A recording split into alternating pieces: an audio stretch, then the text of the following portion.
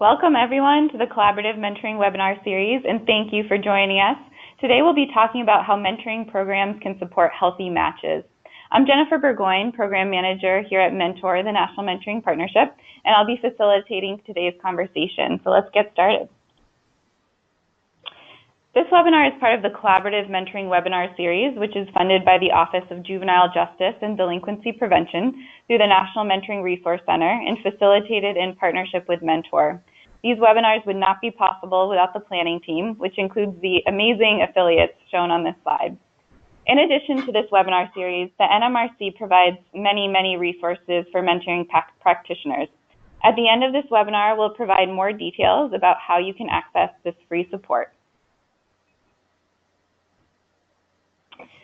Before we get started, I wanted to share some housekeeping information. In 1 week, you'll receive an email with information about how to download a copy of these slides and view the webinar recording.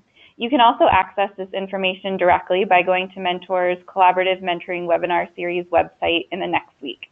If you just Google Collaborative Mentoring Webinar Series, it should pop right up for you. And to continually improve this series, we're looking for your input. A short survey will pop up as you exit the webinar. Please take just about 3 minutes to give us your feedback. I can tell you that we review these pieces of feedback every month, and our team really uses it to improve this series, so thank you in advance. We want this to be a participatory experience, so please use the question box to ask questions throughout the webinar. Desiree Robertson, Senior Manager at Memphis Grizzlies Foundation, will be queuing up questions to share with panelists during the Q&A portion of the webinar. We may not get to all questions today because there were about 500 folks who registered for today's webinar, but we will certainly do our best.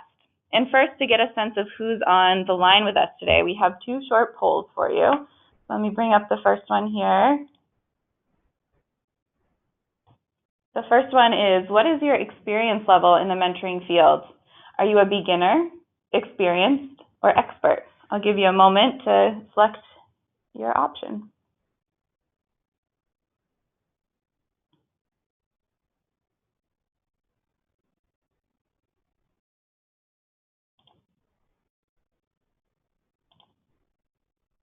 Alrighty, so it looks like we have about 70% who identified experienced, about a quarter of folks said they were beginner, and 6% said expert.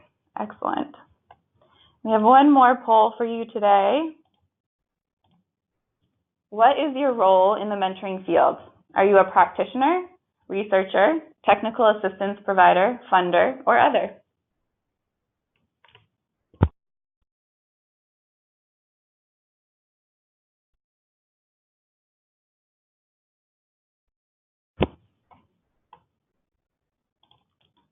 Let's see here. So it looks like we've got about 60% said they were practitioners, about 10% said technical assistance providers, 1% researcher, 1% funder, and about 30% other. Well, welcome everyone. We really think that today's information will benefit everyone who's joined us.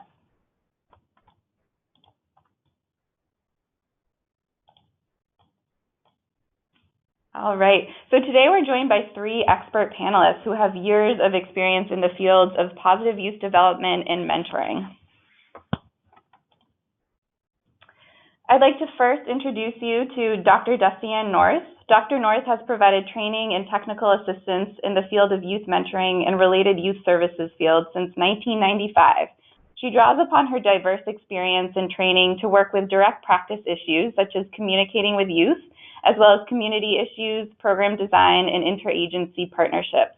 Dr. North is a lecturer and researcher at UC Berkeley School of Social Welfare and is the lead instructor for UCB Extension's professional programming and fundraising and volunteer management. She serves as the research director for the California Mentoring Partnership, convening researchers and advocates to initiate new mentoring research. Welcome, Dustianne. I'm also excited to welcome Jerry Sherk. Jerry has over 20 years of experience in the field of youth mentoring. Working for the Center of Applied Research Solutions and for the California Mentoring Partnership, Jerry has provided technical assistance and training to hundreds of mentoring programs. Jerry was a school counselor, and he also developed and implemented mentoring programs in San Diego City schools. Additionally, Jerry has authored or co-authored a number of mentoring-related publications, including Designing and Implementing a Group Mentoring Program, Recruitment, a Strengths-Based Approach, and Risk Management for Mentoring Programs. Welcome, Jerry. And finally, I'd like to introduce Dr. Naida Silverthorn. Dr. Silverthorn has worked in collaboration with Dr. David Dubois at the University of Illinois at Chicago since 2002 on research focused on positive youth development, including developmental aspects of adolescent self-esteem, as well as the impact of youth mentoring in school-based social, emotional, and character development programs. Her educational background is in clinical psychology, and prior to moving to Chicago to become engaged in community-based research, she worked in several educational and community-based settings, providing services to children, youth, and families. Dr. Silverthorn is also an instructor in the psychology department at Northeastern Illinois University in Chicago. She currently supports the work of the research board of OJJDP's National Mentoring Resource Center in her capacity as a senior research specialist at UIC. Welcome, Dr. Silverthorn. Alrighty, so to get us started, I'm going to first turn things over to Jerry to review our agenda. Thank you, Jennifer. First of all, I'd like to welcome everyone to the webinar on behalf of the presenters, Dustianne, Naida, and myself. And I'd like to thank everybody at the collaborative webinar series, all the staff, for helping us with this presentation. Specifically Jennifer and Mentors Director of Training, Brian Sales, but also the entire team. This is truly a team effort. It's such a broad topic. We needed some input to try to focus things down. So you can see the training topics there on your slide. I'm not going to read them, but just know in this webinar, we're going to first define what a healthy match looks like. We thought that would be a really good place to start. Then go over some of the basic building blocks of monitoring and support through the effective practices. Those are the foundations that need to be in place before you can support matches. And then cover some key concerns, some of the hot topics, along with some specific strategies for supervision. To further explain our subject matter, when we put this training together, we needed to decide how much of the basics to put in. We decided that monitoring and support or supporting matches is such a deep subject. We decided not to dig too deep into the basics because that would take much more time than we have. So we decided to look at some of the research, to talk about a little bit about the basics, and then cover some of the tools, the wonderful tools that Mentor has been putting together on the topic. And Jennifer, who organized the webinars, always reminds us that people like practical tools and handouts. So that's one of the directions that we've gone. So throughout the training, there are links, and then I guess also there are several handouts that you can access. And so here we go, and we'll start with Dustianne defining the concept of match health. Thank you, Jerry. Yeah, and well said about our intentions for the workshop. We thought it would be more interesting to cover some of the latest thinking about match support. And so one of the sort of big areas in research and in practice these days is really revisiting a question that we might have all sort of taken for granted. We all know we want matches to be successful and have good quality or be healthy, but the question of what that actually means has come into under a microscope lately, let's say. So this question of what the heck is a healthy match anyway? It turns out to be a more complex question than we might guess, and also not one that we can give a cookie cutter answer to. It really varies from program to program. Some programs intend for their matches to be very close knit. Others, it's more of a instrumental kind of coaching situation. And then each match is different. We can't mandate or legislate that that matches take on a particular chemistry. And so it really does vary, and there's not one answer to this question. But that doesn't mean that it's not a worthwhile question to ask. And it doesn't mean there aren't things we can't come to understand about it. So, like I said, this is a topic that folks have been giving some attention to. And on this next slide here,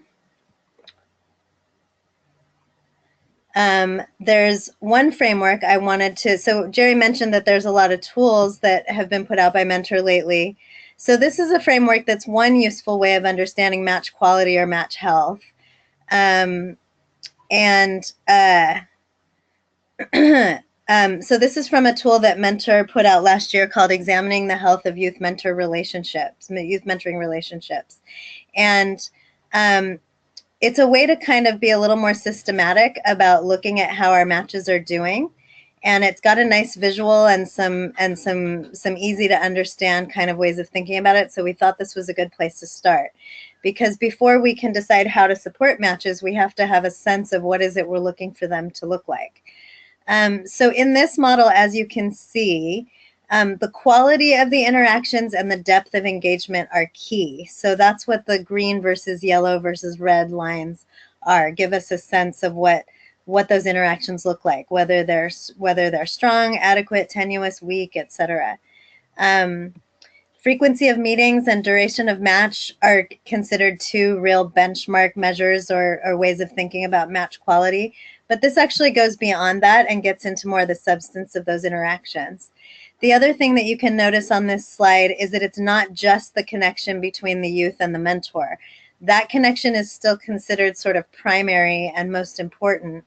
But there's recognition these days that the perceptions, expectations, and feelings of people supporting the mentoring relationship, so primarily parents and staff, parents of the youth and staff of the program, although there could be others, also need to be assessed and understood. So if the staff and the parent don't have a good relationship, it might be harder for the youth and mentor to have a good relationship, for example. So this framework tries to kind of recognize that context that the dyad is working inside. And this approach is meant to offer an objective, holistic portrait. This is, I'm quoting from the tool, an objective, holistic portrait of the mentoring experience from the perspective of each party, which of course includes mentors, parents, and program staff. So that's just one way of thinking about match health, is along these different dimensions. And the purpose of looking at it this way, we can go to the next slide, is to think about how to go beyond what we think of as just kind of routine monitoring of matches. You know, most of our programs check in with, are you, you know, how often are you meeting, and are things going well, and are you having a good time, and stuff like that. This gets us a little more into the realm of what we might think of as match assessment, where we can go into a little more thorough and deep understanding of how the match is doing. And the thing about assessment is it can serve two main purposes, probably others, but two main purposes that we're going to talk about today. One is it can really help improve your match support. So if you're getting more detailed understanding of how the match is doing, you can provide better support. That's number one. And number two is that those same assessments can be used in your program evaluation and in research. So it's a worthwhile area to delve into, because it can support and strengthen your program in a few different ways. So we wanted to present this sort of framework about thinking about the health of a match or the quality of a match early on, because we know that that's what your match support activities are going to strive toward. And we wanted to put that out there first. Now we're going to switch gears and talk a little bit more about what monitoring and support actually is, what it looks like, how to do it. And we're going to talk about that for a good chunk of this webinar. And then at the end, we're going to come back to this question of assessment and look at these assessment tools a little bit more. The one that I just showed you with the diagram is one tool that you have, and there's a couple of others. So we'll come back to tools for assessing at the end of the webinar. So with that, I want to hand it back off to Jerry, who's going to take us into the land of monitoring and support. Great. Thank you, Dustianne. So for some of the foundational information on monitoring and support, it's always good to look at the effective practices. And so we're going to talk just a little bit about what monitoring and support are. Of course, the effective practices are really sort of the foundations of mentoring these days. Monitoring and support is I believe the fifth of the 6 elements. And so monitoring is really what you do to check in with participants, and it could be face-to-face or logs and so forth. And support is what you do to kind of in a couple areas. One is to provide information and encouragement and even ongoing training to participants. But a key element of support is also what you do to intervene when something is going wrong in the match. And that's actually where relationship expertise comes in. I know Dustianne is going to talk about that later. Always good to have relationship experts either in your program or access to that. And I just want to make one last point on this slide. And I like the way Mike Geringer, who has the title of knowledge expert from Mentor, puts it. He says, the effective practices are your friend. And so over the last number of years of running mentoring programs and consulting and training, what I found is that if you leave any one effective practice out or you don't put a good focus on it, it's your weak link in the program. So in this case, you can do everything right. You can recruit and screen and train and so forth, using research-based effective practices, but if you don't monitor effectively, your program can implode in that area. People will stop meeting, or there could be dangerous situations going on in the match. Next slide, please. So these 2 slides are the boiled down versions of what monitoring and support is actually looks like in the effective practices checklist. And I'm not going to read each one of them, but just to remind folks that these are the benchmarks. There's 2 levels of effective practices. There's the benchmarks, which are the basics, and then there's the enhancements, which is a step above. So in these couple of slides, these are the boiled down versions of the basics. So as you can see, staff needs to regularly contact everybody. And the second bullet are some of the areas to explore. The third area is using assessments to gauge the quality of relationships. And of course, what you want to do is to assess all the time to see if matches are healthy and productive and everybody is happy and if they want to continue. So next slide, please. So this is part 2 of the boiled down version of the benchmarks of monitoring and support through the effective practices. And of course, what you want to do is document what you find. You just don't want to take it in and not have a record of it. And this is especially valuable too if there's turnover in your program as far as staffing. And then you also want to provide the mentors, mentees, and parents with resources.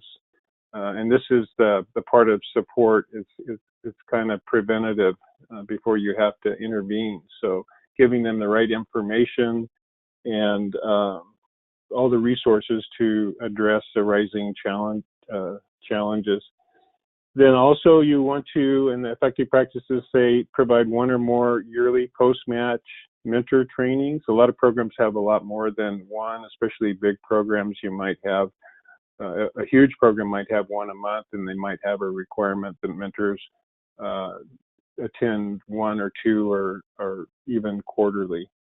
And then the last one is program provide mentors with regular feedback. And I think this last point is really important, to give mentors feedback. You don't want them mentoring sort of in the vacuum. The feedback can be the results of, what you find on evaluations, surveys and things like that, but more often it's kind of anecdotal. So if you tell a mentor that your mentee is doing better in school, or your mentee enjoyed the last outing, or your mentee says that he or she likes you, that can go a long way. And the research shows, in common sense, that if you do that, then you're going to retain a lot more mentors. be more successful at that.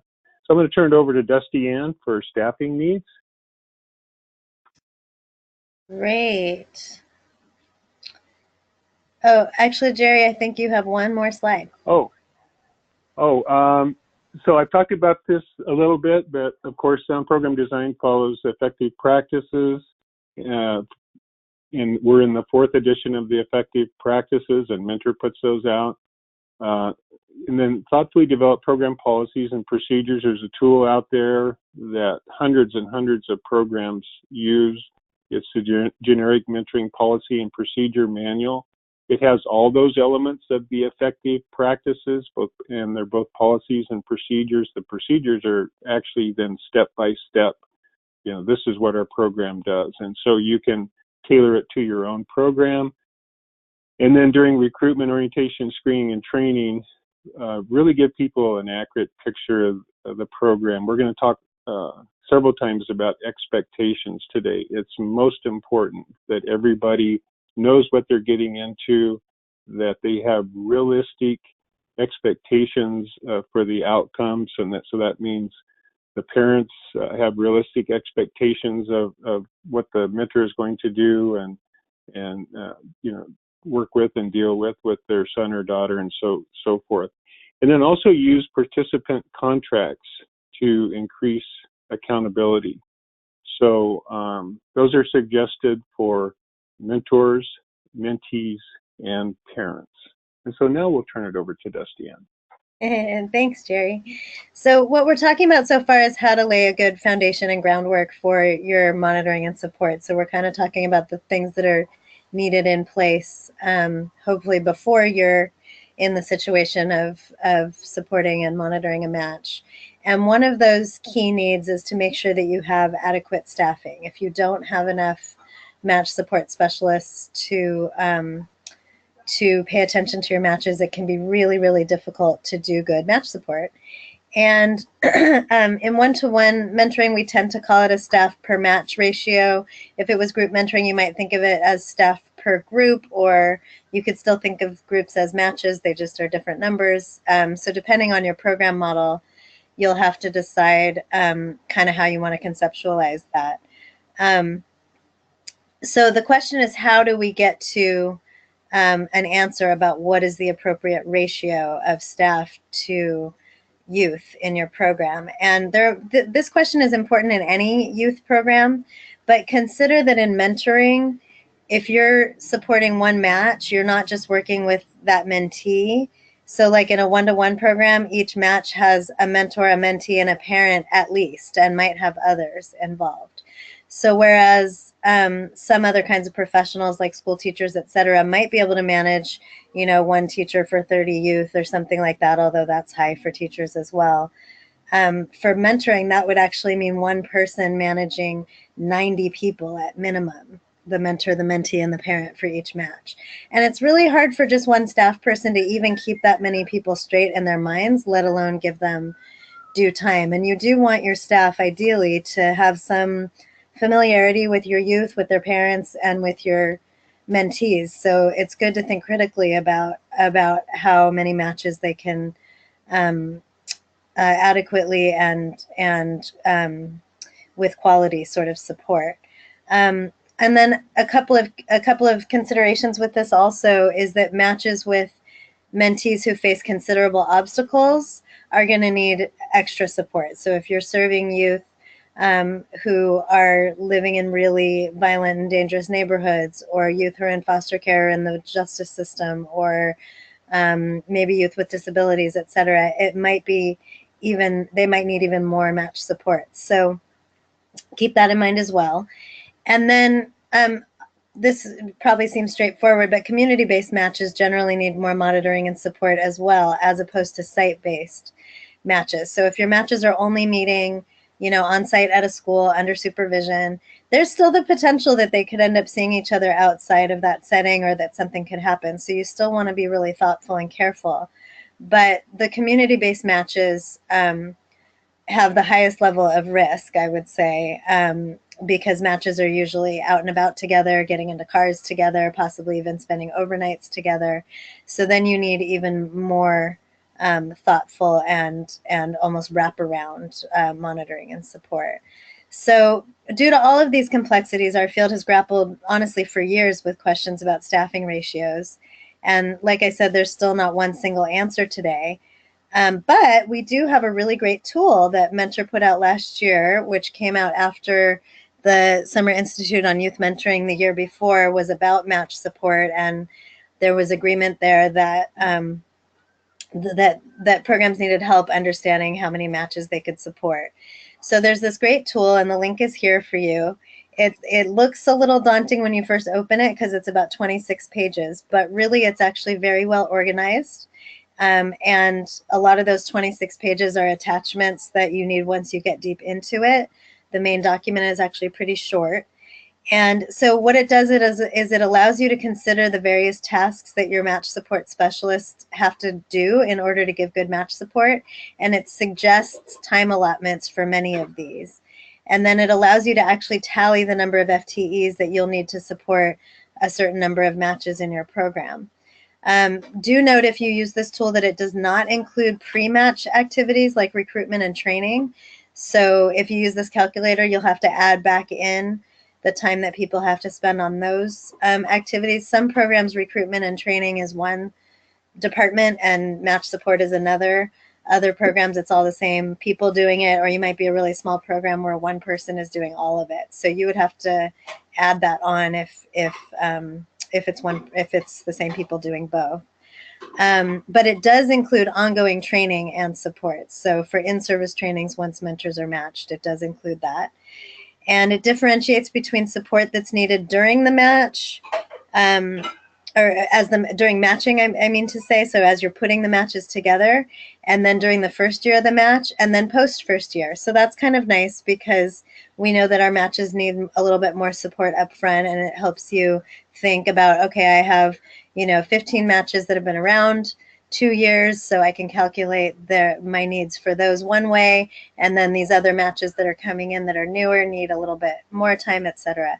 The one caveat I would give to that is that we do know that matches can run into some strange and difficult problems later down the line, and to give an extreme example, child predators are very good at spending sometimes years grooming their victims before the abuse begins. So I don't want to give the false impression that your matches that have been around for a couple of years don't need support, but it does tend to be a little bit easier to check in on them. But do give it that extra look if you've got a match that's been around for a while. And then finally, the tool also addresses special needs situations, like maybe you have to make a referral for a young person who's having a problem, or maybe you need to help a match that's in serious trouble. And so it even helps you calculate some of those needs. So whether a program stands alone or is part of a larger organization, it's really important that the program be supported by a functional organizational environment in which mentoring is valued and understood.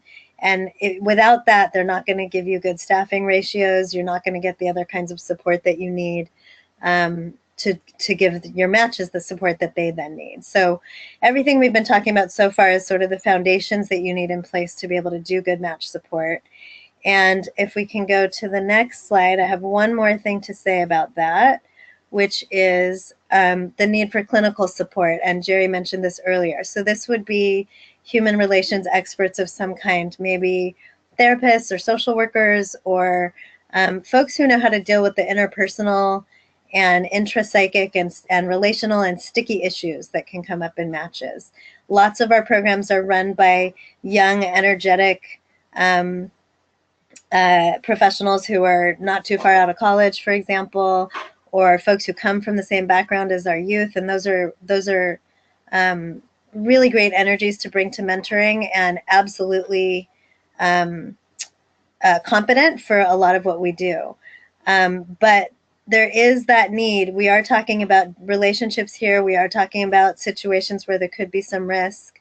And there's an emotional risk to mentoring, which we think of as a healthy risk for a young person to take, to make an emotional connection with an adult. But it's delicate. And so it's really important to have at least access to someone who can advise in your program if you're not able to hire. If your match support specialist can't be people with those kinds of degrees or credentials or backgrounds, or at least years and years of experience doing this, then you might want to think about possibly contracting with someone. Sometimes people will give pro bono services. You could maybe make a little advisory committee that does case consultations or those kinds of things. So there's various ways to meet this need, but we really want to promote the idea that you do need access to that expertise in your program. Okay, and with all of that said, I think we're going to jump into how to do supervision a little bit more, and I'm going to hand it back to Jerry for that. Thank you, Dustianne. So we're looking at a slide that has both the methods and the settings for supervision.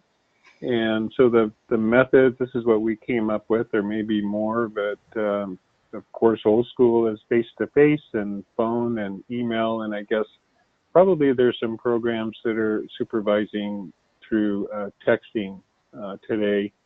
And of these methods, I want to make the point that, of course, face-to-face is the best. And doing some research on this webinar, I was looking for an old study, and it might have been 15 or 20 years old, but it had a graph of the types of supervision and the effectiveness of each type of supervision. I couldn't find it, but I do remember it.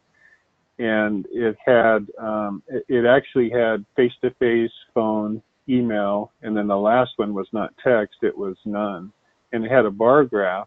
They had followed a number of matches and different programs, and they had evaluated what was more successful as far as matches still relatively happy with each other and meeting consistently. So the bar graph showed face-to-face a really high bar, and that makes sense because you're developing a relationship. And this was actually mentor supervision. You're developing a relationship with a mentor, and you're reading his or her body language, and it's just much more effective. The phone had a smaller graph, but it was still substantial. So a lot of programs do phone supervision, and that's great. The next one was email, and it still had quite a few people as far as the percentages of matches still meeting successfully, but it was somewhat less. And then the last one is really remarkable. With no supervision, the bar almost didn't leave the bottom of the chart. And that, you know, I found in programs that if you don't check in with people, that's because, you know, they stop meeting because it's just human nature. You know, a mentor will have an appointment or need to do something with their son or daughter, and they'll put it off, and they will realize that nobody's going to check in on them. But if the program coordinator is going to give them a call on Monday to see how they did, or they need to turn in a log, then they're going to be much more accountable. And then so the settings there on the right side of the page, the different ways that you can meet with people. And of course, you can meet individually with any program participant. You can also meet with a matched pair from time to time. And then mentor support groups. I believe later on in the year, maybe 3 or 4 months, perhaps May, I'm going to help lead a webinar on ongoing training. But mentor support groups are great for supervision. And I forwarded a document I created on a strategy for providing supervision in mentor support groups. I like to call them mentor roundtables. It's just kind of a friendlier title. And it's called, the type of supervision or the exercise is basically called obstacles and successes. So you ask mentors to describe one obstacle that they're having in the match and one success in that order. And you go around the table and you elicit responses and suggestions from other mentors. And it's a great team building activity and strategy. And also, because you're asking for a success at the end, you don't end up kind of down in the dumpster each time. You know, the last person will say, but I think my mentee likes me, or something like that. So next slide. The next slide talks about the tips for promoting accountability. And so I've run programs myself, and I've also sat in on a lot of trainings and then ongoing trainings. And so I've noticed sometimes that programs create rules, but there's no follow through. And it's no great criticism to the people running the programs, because very often it is just the lack of time, and maybe they're stretched, and you know, they perhaps have too many matches to monitor. But at the same time, sometimes I've seen things slip by, like in ongoing trainings. One time, I remember a mentor saying that they went to the county fair or some event, and we got back at 10 o'clock. And I knew, because I helped them create their policies and procedures, that they're supposed to have mentees back at 7 o'clock. And then the program coordinator didn't catch it, didn't say anything. And I saw several mentors kind of leaning towards each other, and I could hear some of them say, I thought we were supposed to get our mentees back by 6 o'clock. So if you look at that and just kind of think of what's going on in mentors' minds, if you they may be thinking, well, the rules are, you know, made to be broken here, and if they're not going to say anything about that, well, they probably aren't going to say anything about some of the other rules. So you need to really try to follow through on all the rules by making participants accountable. Another situation I see all the time, because I do sit in on a lot of ongoing trainings and help out with a lot of ongoing trainings, the training can be mandatory. Very often it's mandatory, and maybe a third or a half of the mentors don't show up. So if it's the first training, the mentors look around and go, well, I guess it's not mandatory. But if you have ways of making it up without actually, you know, having to have like an entire another training, but even if you can say, you know, if you miss the training, please give me a call and we'll make a time, and I'm going to just cover the topics. And you could even do that in 10 or 15 minutes. But what it does is it makes people accountable. And so, as it says there, never create a rule that you're not going to do anything about. And then the last point is that if you allow people to break even the smallest rules, then it's just a sign that any of the rules really don't go in this program. So next slide, please. The next area we're going to cover are key concerns and match support. And we could have gone in any number of directions here. We could have made a list of 10 or 12 things, but these are the things that the community webinar folks brought up. And as Dustianne and Naida and I talked, these are the things that we wanted to focus on. And so they're starting the relationships right, parental engagement, which there's some new research on, and then cultural responsibility. And next slide, please. So I'm going to cover the part about the starting the relationships right, and then Dustianne is going to take the next two. But what we found is that expectations are really important in mentoring programs, and we've talked about some of the foundations and the building blocks and the policies and the procedures. But you know, taking a step further, you know, put everything in writing, explain everything to everybody, ask questions about their expectations, and that's mentors, mentees, and parents. And Megan Perry created a terrific document, and there's the link down at the bottom, but it's called Starting Relationships Right. And it really is how to deal with and how to help people set the appropriate expectations, realistic versus unrealistic expectations in youth mentoring. And it's a long document. It's in script form, which I really like. So especially if you're new to mentoring or new to helping kick off a match, you can perhaps even read it right before you sit down with a parent. And speaking of parents, the document is focused on staff talking to parents. But what it says, sort of in the preliminary part of the document, is that you can amend it to having the same conversation with mentors and the same conversation with mentees.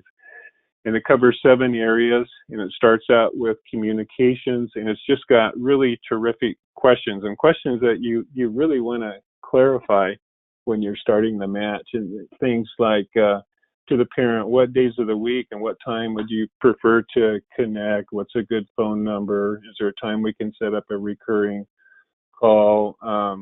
Here's what to do if you try to call me and I'm not available. Here's another staff person's name. And they give tips like, creating a card and giving it to the parent, and of course, mentees and mentors too, asking what's the preferred form of communication, and things like that. And then so it goes into the second one, which are program goals and relationship focus, and it asks questions like, of the parent starting out, what do you expect that your son or daughter might get from this relationship, and so forth.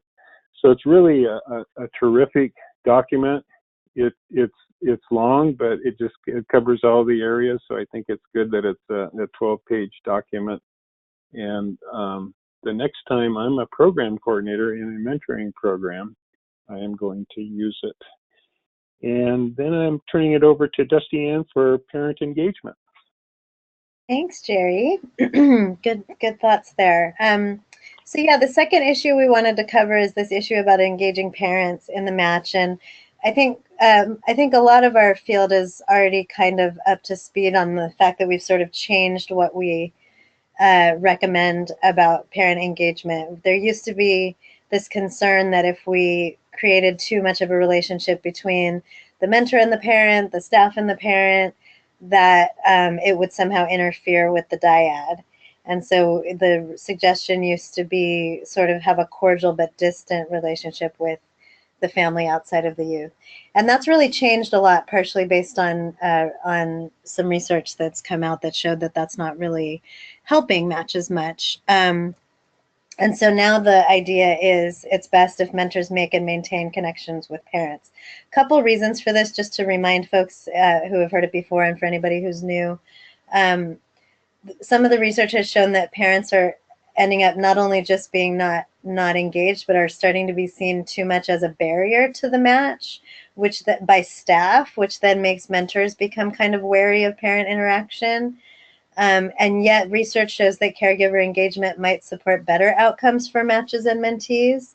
So that's a reason that we really need to shift that paradigm.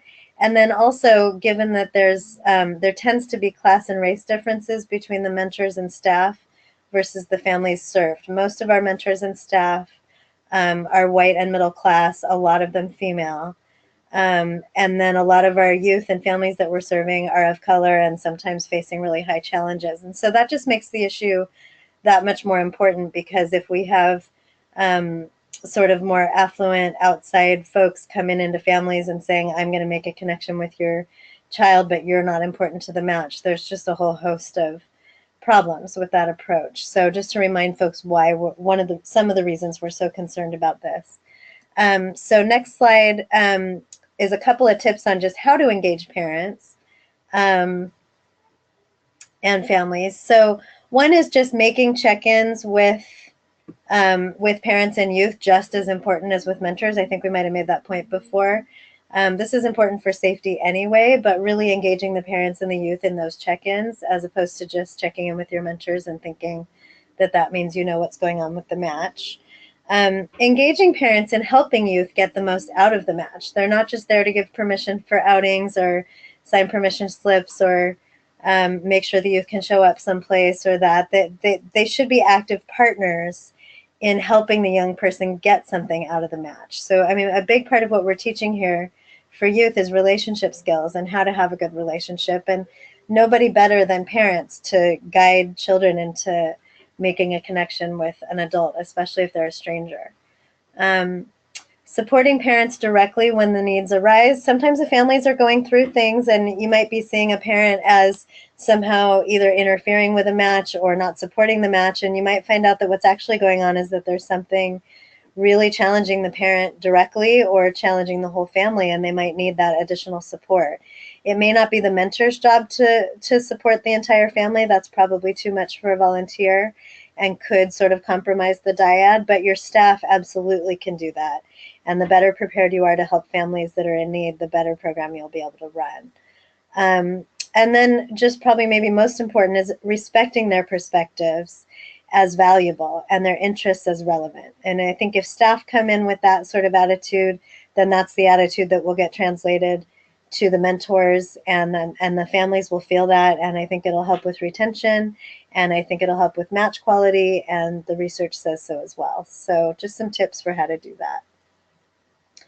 And then our last key issue, which next slide, which relates to some of what we were just talking about, is this question of cultural concerns. And in the previous slide, we called it cultural responsivity, which is one of our more updated terms instead of older terms like cultural sensitivity or cultural competence. There's been a lot of evolution in our thinking about how to address cultural needs over the last 10 years, and it's worth being up to speed on this stuff. Obviously, we can't give you a training today on how to do this because it's a very deep and very important topic. So we just wanted to at least point you in the direction of things you should be aware of and things you should be incorporating into your program. So for your staff, critical that your staff be trained in concepts like cultural responsivity, cultural humility, which is the notion that you really sort of check your biases and come into a cross-cultural relationship with a sense of humility and respect, which takes a lot of internal work. It's not just something you just run out and do. It involves a lot of self-reflection. So good to have your staff at least trained on that. If you can train your mentors on at least some of that as well, that's also really useful. But starting with the staff, I think, is a place to start. Using a strengths-based approach. We don't always want to look at our youth as walking pathologies. We don't just want to identify what their problems are and try to fix them. We want to engage what are they good at, what are the resources in their lives, and we want to support those things. A lot of folks are familiar with Dr. Wieston's work on critical mentoring, which basically is suggesting that in most cases, our issues that our youth are facing are usually in their environment more than inside themselves. And yet a lot of our mentoring activities have been focused on getting youth to be better or to adapt better to their environment, when really it's the environment that's the problem. So if you're not familiar with Dr. Wieston's work in critical mentoring, I highly suggest that you read up on it. She's got a great book out. She does trainings and technical assistance, and there's others working on that approach, and that's really key to some of our culturally responsive work these days. And then just as always, having diversity in your staffing will strengthen the quality of your program and make your staff more responsive to your youth and families. So that's just on the program staff level. A couple of other tips on match support: looking for signs of cultural issues in matches, whether mentors and mentees are from similar backgrounds or different backgrounds. You may have cultural issues coming up, and they're not always immediately self-evident, so you actually have to dig and look a little bit. And that's where that training comes in for staff of what to look for. As I already mentioned, training and supporting your mentors to be conscious and thoughtful about culture, and not just about culture and cultural differences, but also about the realities of oppression that confront a lot of our youth daily. It's wonderful to say, oh, I celebrate Christmas, you celebrate Hanukkah, you celebrate Kwanzaa. That's nice, but if you can't address the fact that somebody is afraid of getting shot while walking to school, or is treated differently by their teachers or their employers because of their race, or has other kinds of oppression because they're poor, because they're female or queer, or any of those things, you're going to have a hard time reaching across those cultural boundaries. So, just as one tool to go deeper on this, there is a CMWS webinar on cultural and class conflicts in matches. So feel free to access that. It's a really wonderful presentation. All right, moving along. So those were 3 key issues we wanted to cover. And Jerry's going to quickly talk about some thoughts for when matches aren't working. Okay, so I see we're just a couple of minutes behind, so I'm going to run through this one quickly, although it's important. So as it says there, if staff can run the situation by somebody else with relationship expertise, that'd be great, even if you do have expertise. So a recent situation came up in a program, and the program coordinator is actually a marriage and family therapist out here in California. And she had plenty of expertise, but then she called me because some of these issues are difficult, and there's no one answer, and sometimes there's no right answer. And I'd actually heard another program that had a similar situation, so I called them and I got some feedback on how the similar situation worked in their program and more or less fed it to the other program.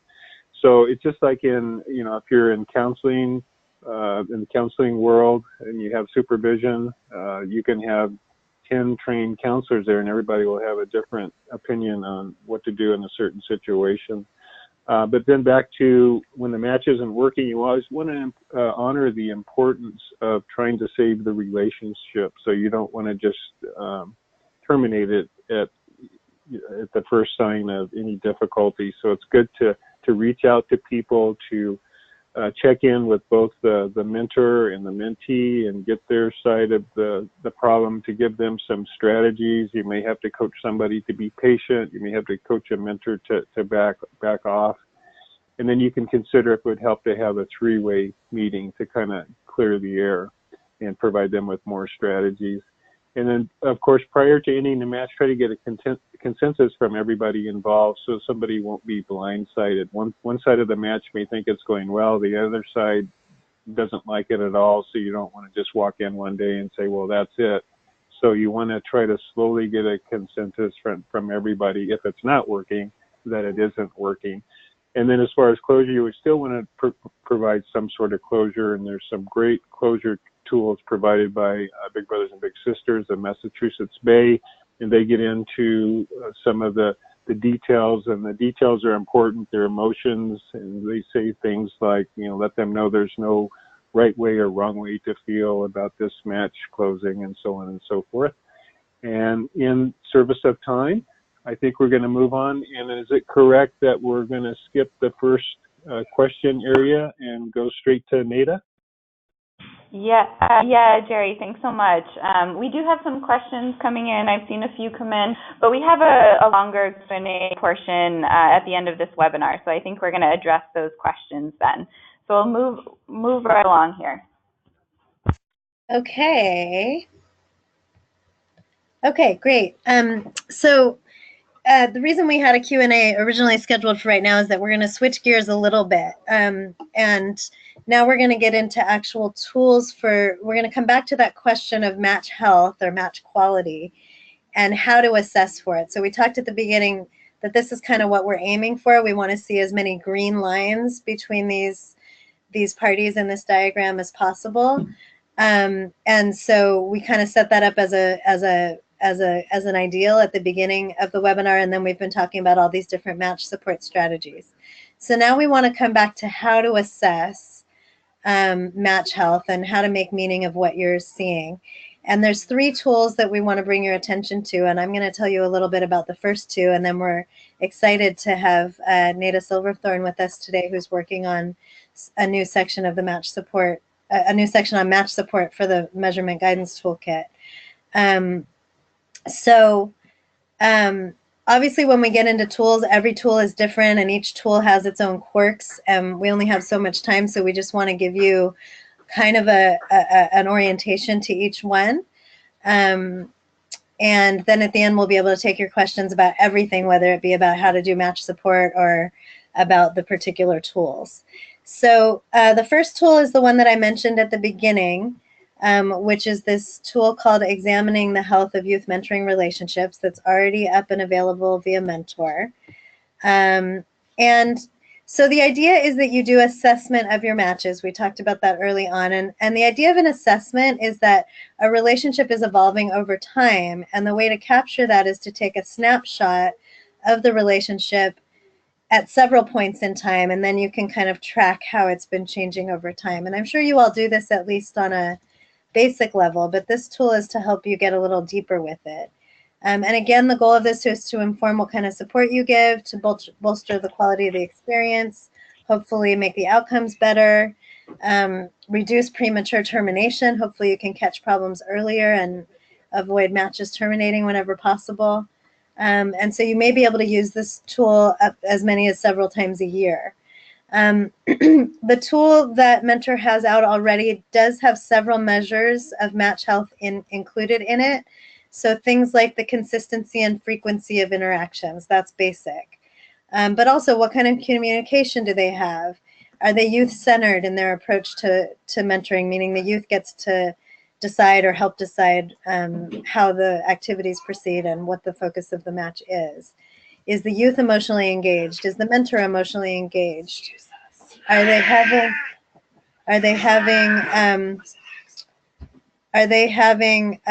how are the developmental interactions looking, the relational piece and developing the young person? How does that look? Is the parent comfortable, the guardian? Are folks satisfied with the program? What about cultural responsivity? And how about aligned expectations between the mentor and the mentee? So those are some of the things that this tool helps get at. It's not been tested, and that's where the new tool coming from in the guidance toolkit that's coming is going to hopefully be even superior, but it has been based on years of practice wisdom, and they did get a lot of input in creating this tool. And it essentially gives the staff person a chance to rate each of those measures we just discussed, give it a 1 to 5 rating based on information collected from all parties. So they'll ask the mentor, the mentee, the parent, perhaps others, and then they come up with a 1 to 5 score for each of those measures that I just mentioned. And then you have these snapshots over time where you can say, oh, look what's improving, or look what's not going so well. To support the use of this tool, there's an accompanying set of questions that you can actually use during your match support check-ins. So I thought this was really useful. You don't have to use all of them. It's a fairly exhaustive list. But it gives you some ideas of things to ask to kind of go deeper. So it gets into all of those areas that I just mentioned. So that's a really wonderful set of tools that's out and available at the link here. And I really encourage people to either take a look at it or use it directly or adapt it for your needs. And then with that, I want to go ahead and hand it off to Naida for our last little while here. And she's going to tell us a little bit more about the new tools that are coming. Welcome, Naida, and thank you so much for joining us today. Great, thanks, Dustianne, and thanks for having me. So what you see up here, I don't want to spend a lot of time on this. I understand that most of you are likely have some familiarity. This is part of the work of the research board for the National Mentoring Resource Center, which is to create a measurement guidance toolkit. So this is one of our special projects that we do. You can find it under the Learning Hub link if you go to the website. And these are designed to be recommendations for measures that can be used where they're reviewed and vetted by people with research experience in mentoring.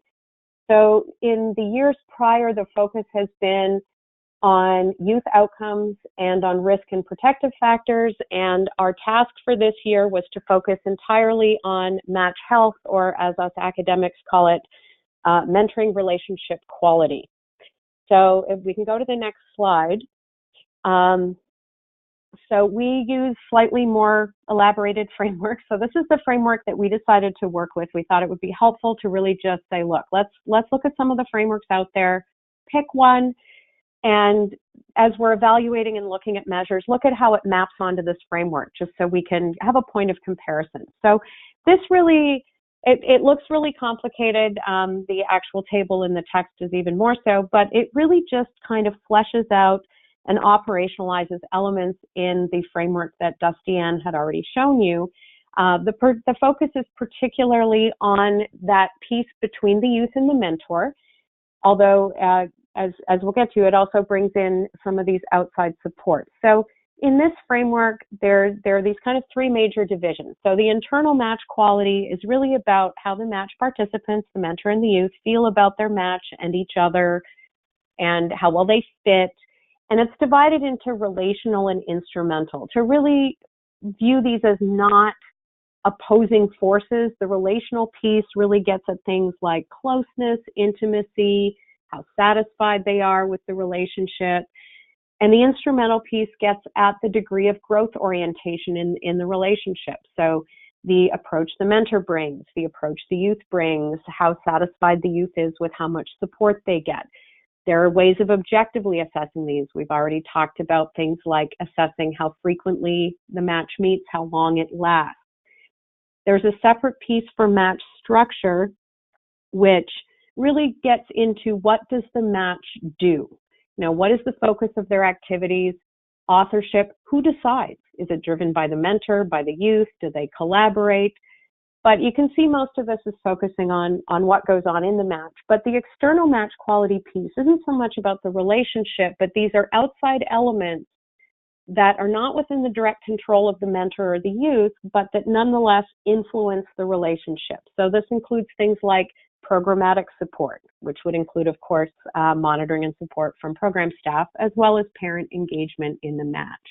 So that kind of gives you a sense of how we're framing things. So we can go on to the next slide.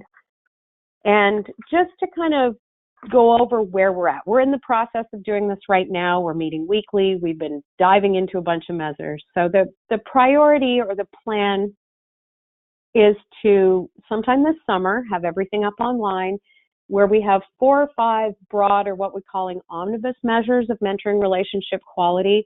That the idea is that this measure would have multiple items, maybe break down to subscales, and allow a window into multiple facets of the quality of the relationship. And again, we're to look at these elements, or which measures are good and really give a good picture. We're mapping these onto the framework that I just showed you. But because again, there are a lot of measures out there. So we're also considering what we're calling niche or specific measures, that we know that these broader measures are not going to cover everything, that there may be areas that are relevant to some programs but not all, or specific aspects that aren't covered by these omnibus measures. So things like cultural responsivity, quality of relationships in a group mentoring context, that kind of thing. So the goal is to present kind of a suite of measures, around 10 in total, that would cover multiple areas, and then some specific measures that programs may want to be selective about, hey, this matters to us, this would be useful for us to use, or, this isn't really part of our model or what we do, and then we would bypass that. So on the next slide, you'll see some of the criteria that we are using. So because we're looking specifically at mentoring relationship quality, when we're considering which measures are likely to be good ones, we're really looking at how well they align with a framework that assesses multiple elements of relationships. Is it giving us a well-rounded assessment? We also, as researchers, bring in some technical considerations from research. So are these measures reliable? Do they give consistent results? Are they valid? Do they measure what they say they do? And we're really delving into what's the research out there? Do these measures actually show connections or linkages with outcomes that we're interested in? So in other words, do these predict outcomes? Because that's what we hope. There are also practical considerations, particularly for programs that are looking to implement these themselves. We recommend, okay, this measure is designed to be used with kids in this age range. How long is it? Is it easy to have kids complete? Is it easy to score? And we prioritize those things because, yes, we want these to meet good criteria for, from a research or measurement perspective, but we also want them to be user-friendly. Okay, so then the next up is where we're at right now. So we did a really big dive into the literature, things we knew about, and we actually started with a list of more than 20 potential measures that seem to have multiple items, multiple subscales. We're in the process of reviewing and paring them down using the criteria. What we're finding at this point, we don't have our short list to recommend yet, but what we're finding is consistent with the research that's already out there on match health or mentoring relationship quality, that most measures focus on internal match quality, particularly of the relational type. Do people feel close? Do they feel connected? And a lot of the measures have focused on youth report, but increasingly we're also seeing measures where there's a corresponding mentor scale as well. So we can get ratings from both sides of that relationship. In the niche measures, as we've been going through, we've identified some potential specific measures an example there again that gets at that cultural responsivity kind of topic. And then we're right now focusing on the omnibus measures, but we're going to quickly move to evaluating these niche measures once we're finished with the more global or omnibus ones. And then we're going to get our update to the toolkit. And again, hopefully the plan is for this summer to have that up and live and available to you. But what we wanted to end with was, no, we don't have our list yet, but what do we know right now that is going to be helpful in the practice area? So the framework that we're using comes from this chapter by Nakula and Harris.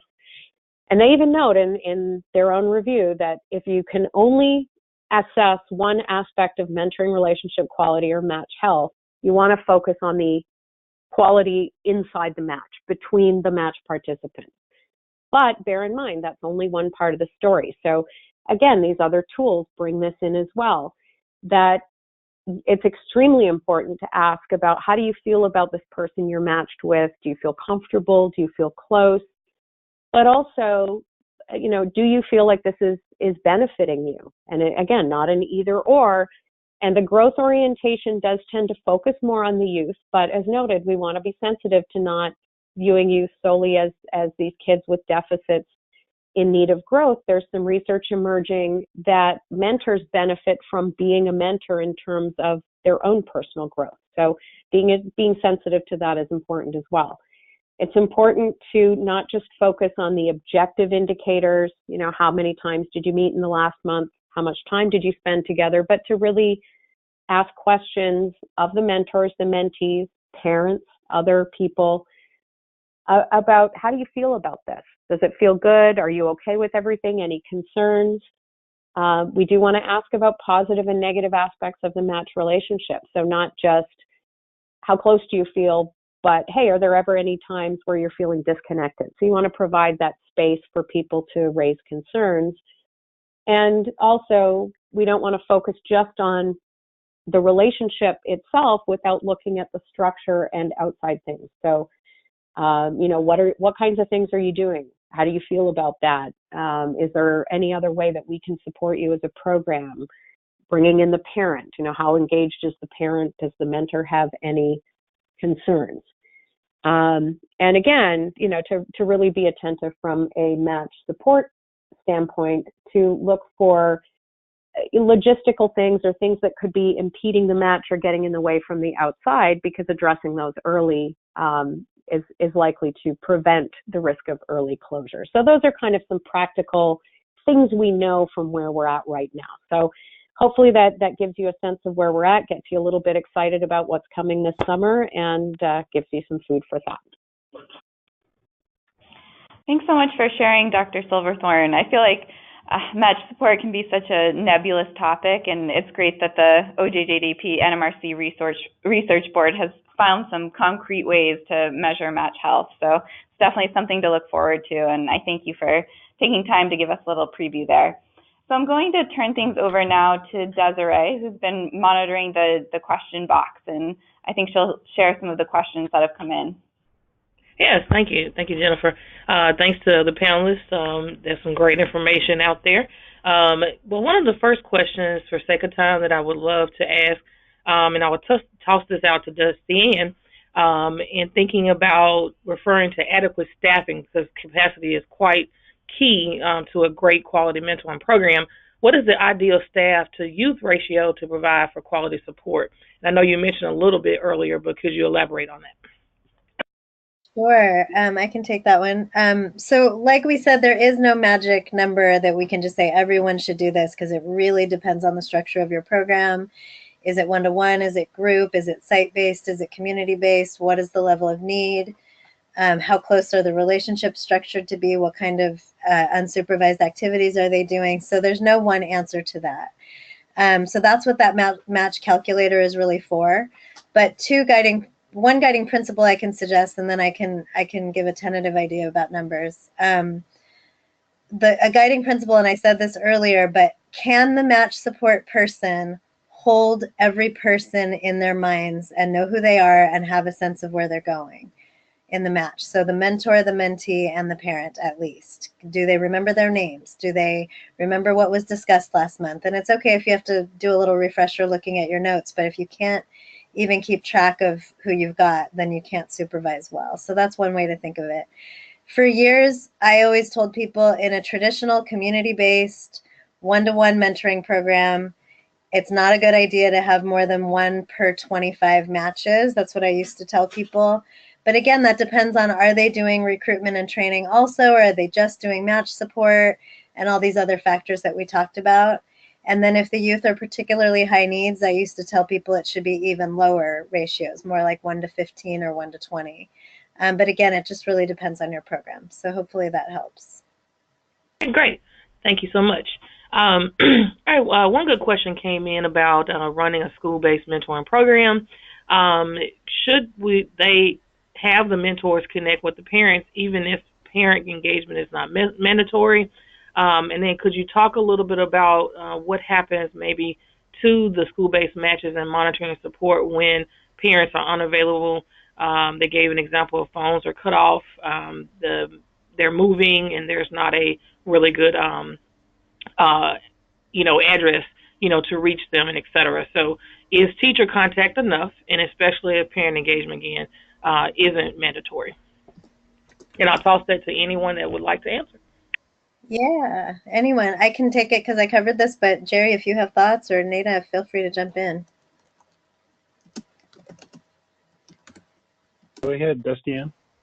Okay, well, so yeah, you can't always engage every parent to the fullest degree. What I would actually suggest, if this is a new area for you, for your program, and I see where school-based mentoring makes it particularly hard, maybe put together a little focus group of parents in your program and just talk with them a little bit, or do informal outreach to whichever parents you can reach, and just start some dialogue around, would they like to be engaged? Can they be engaged? What are some of the barriers? And you could talk with the teachers and administrators at the school too. I think every program will have to problem solve this a little bit differently. And I agree that it's a little harder in a school setting. And I've heard that feedback from other programs. We can't really do that because it's school-based mentoring. So I would just encourage that you just try to change your thinking about it a little bit and see what outreach you can do and start a dialogue and see where that gets you. And always you'll probably have more parents, some parents more engaged than other parents. And all you can do is the best you can do, but there's a big difference in attitude of the parents don't matter versus we're doing everything we can to engage them. So hopefully that helps a little bit. I think that's really good, Dustianne. The thing I was thinking about too is to try to have some activity where the parents could come in, perhaps as an orientation or to kick off the program. And sometimes that would depend on the age of the mentees, whether they're going to be there also. So older mentees, like high school mentees, would probably not like to be hanging around their parents during an orientation. But I've seen it work in, say, grade school and even early on in middle school, where mentors, mentees, and parents come in. And I've seen one in particular where they all played Pictionary together and had a great time. And it was really a great way to get the communication going and get people to know each other and to kick off matches. Nice. Yeah, and I think there's a question about juvenile justice youth, same question. I think the answer is the same. You've got to start from scratch and problem solve. Can you reach those parents? How do you reach those parents, etc.? So I think the answer is the same. Great. All righty. Well, I think we're approaching our time limit here. So I wanted to wrap up just by thanking the panelists and facilitators and question moderators so much for sharing your expertise and taking some time to compile these excellent resources. So I'm going to start to wrap up here just by sharing some additional resources and some next steps. So OJJDP's National Mentoring Resource Center and Mentor both offer a host of additional resources, and we encourage you to go to both websites to explore what other resources we offer that might help your program. And as a reminder, in about a week, you'll receive an email that contains a link to the Collaborative Mentoring Webinar Series website, where we post all of the resources that we talked about, the recording, the slides, so anything you want to access from this presentation, you'll find there through that email. And also don't forget, we want your feedback at the end of today's webinar. Please answer the short survey to help us make this series even better. Be sure to visit the Collaborative Mentoring Webinar Series page on Mentor's website for an archive of all of the past webinars and information about upcoming webinars. And finally, I wanted to thank all of you, all of the audience members, for submitting those great questions and for engaging with us throughout this webinar. And please join us for the next month's webinar, which is on March 15th, and the topic will be expanding corporate engagement. So thanks so much to everyone, and please enjoy the rest of your week, and we'll be in touch soon.